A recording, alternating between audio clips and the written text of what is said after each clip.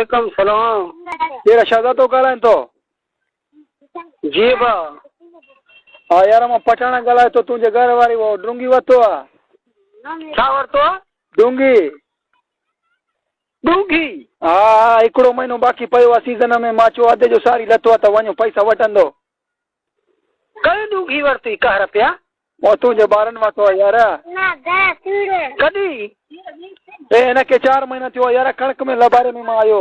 खता लॻे यार। मुंहिंजे ॿारनि कॾहिं वरितो आहे? चरियो आहे छा? अरे ख़ुदा जो कसम वरितो आहे यार। हाणे तोॾे सारी लथो वरी हाणे पोइ वरी टाणा माणा करे थो।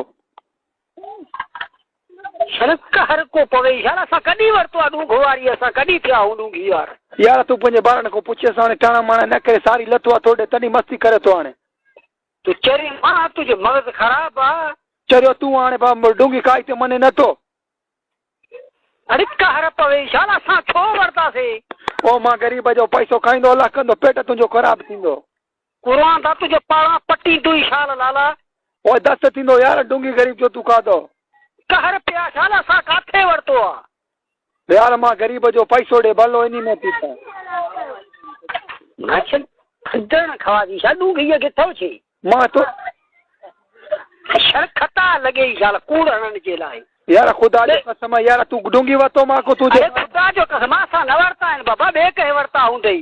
ए मुंहिंजी बंदी त तुंहिंजो नालो लिखियल आहे शहजाद तो बंदी ते नालो मुंहिंजो लिखंदो पोइ अची मां तोखे धून ॾियां हिते। मां जेको ॿियो को वठे बंदी ते मुंहिंजो नालो चाढ़े छॾे बसि तूं मां वठ। मां चवां थो भलो इन में थी त मूंखे पठाण जा पैसा तूं न खाई सघंदो। मां न पठाण जा पैसा। मां पठाण खे न हक़ जा पैसा ॾींदुमि। ठीकु आहे भला। वाह मग़ज़ ख़राब थी। मां बि कोटिया खां अॼु सुबुह मोटंदो पोइ ॾिसां तूं मुंहिंजा पैसा खा। चल हाणे ई कोटिया खाऊं। तोखे रब आने त मां तुंहिंजा चङी तरह तोखे मां ॾिसां। तूं छा ॾिसंदे? ॾिसंदो मां तोखे। हल ठीकु आहे। तूं ॾिठो या मां ॾिठो वरी हिकु त ॾिसंदो। तूं अच त सही न। अहिड़ो तुंहिंजो हालत ईअं तोखे गीलीरो चिचड़ो कंदो तोखे पठाण। मां तोखे हिते छठ में बोॾाए न कढियो आहे। साह तुंहिंजो न कढियो आहे। पोइ मां जो नालो बि कुते ते रखंदा। भेण चोर मां तोखे कॾहिं वरिता? तोखे इहो पठाण सारी बि करण न ॾींदो। हिते तुंहिंजो क़बर टाईंदो। ठीकु आहे। मां जो क़बर या पंहिंजो क़बर हिते कुंभ में पूरींदो मां। तूं अच। तूं पूरण वारो थियो पठाण जा पैसा खाइण वारो। पठाण जा पैसा पठाण धूड़ वारी वही हंधा हीले। अॼु ताईं अॼु को कूलर जो कंहिं बि पैसो न खाधो आहे। कहर को पोइ मां वठां त खावां न।